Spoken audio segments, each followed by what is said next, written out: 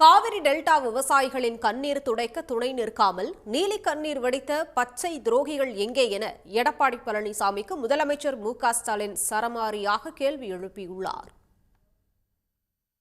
நெல் ஈரப்பத அளவை அதிகரிக்க வேண்டும் என்ற விவசாயிகளின் கோரிக்கையை நிராகரித்த ஒன்றிய அரசை கண்டித்து தஞ்சை மற்றும் திருவாரூரில் திமுக கூட்டணி சார்பில் ஆர்ப்பாட்டம் நடைபெற்றது.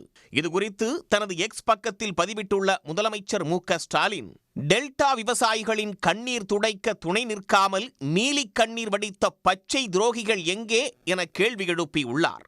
நீர்நிலைகள் நிறைந்து உழவர்கள் கடும் உழைப்பை செலுத்தி நெடுவயல் நிறைய கண்டபோது கொள்முதல் நிலையங்களை அதிகரித்து அரசு காத்திருந்ததாகவும், ஆனால் அதிகப்படியான மழைப்பொழிவால் நெல்மணிகள் ஈரமானதாகவும் தெரிவித்துள்ளார்.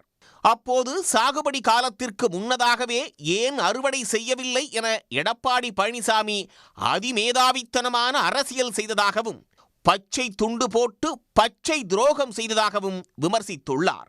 நெல்லின் ஈரப்பதத்தை 22% உயர்த்த வேண்டும் என்பது உள்ளிட்ட கோரிக்கைகளை வலியுறுத்தி பிரதமர் மோடிக்கு கடிதம் எழுதியதையும் அவர் சுட்டிக்காட்டியுள்ளார். அந்த கோரிக்கையை ஒன்றிய அரசு நிராகரித்த நிலையில் கழனியில் பாடுபட்ட உழவர்கள் களத்தில் போராடி கொண்டிருப்பதாக தெரிவித்துள்ள முதலமைச்சர், போராடுபவர்களுக்கு துணை நிற்க யாரிடம் அனுமதி பெற எடப்பாடி பழனிசாமி காத்திருக்கிறார் என்றும் கேள்வி எழுப்பியுள்ளார்.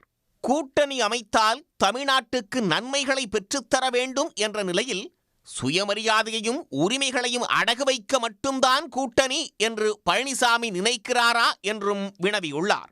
3 வேளாண் சட்டங்களையும் மண்டியிட்டு ஆதரித்த பழனிசாமி ஒரு முறையாவது தலை நிமிர்த்தி உழவர்களின் கோரிக்கைகளை கேட்க வேண்டும் என்றாவது சொல்வாரா என்றும் முதலமைச்சர் கேள்வி எழுப்பியுள்ளார். உழவர்கள் நலன் காக்க தமிழ்நாடு ஒற்றுமையாக குரல் கொடுக்க வேண்டும் என்பதால் தான் இவற்றை கேட்பதாக, உழவர்களின் உழைப்பு வீணாகக் கூடாது என்றும் முதலமைச்சர் மு.க.ஸ்டாலின் தெரிவித்துள்ளார். உடனுக்குடன் செய்திகளை தெரிந்து கொள்ள சன் நியூஸ் பெல் ஐகானை கிளிக் பண்ணுங்க.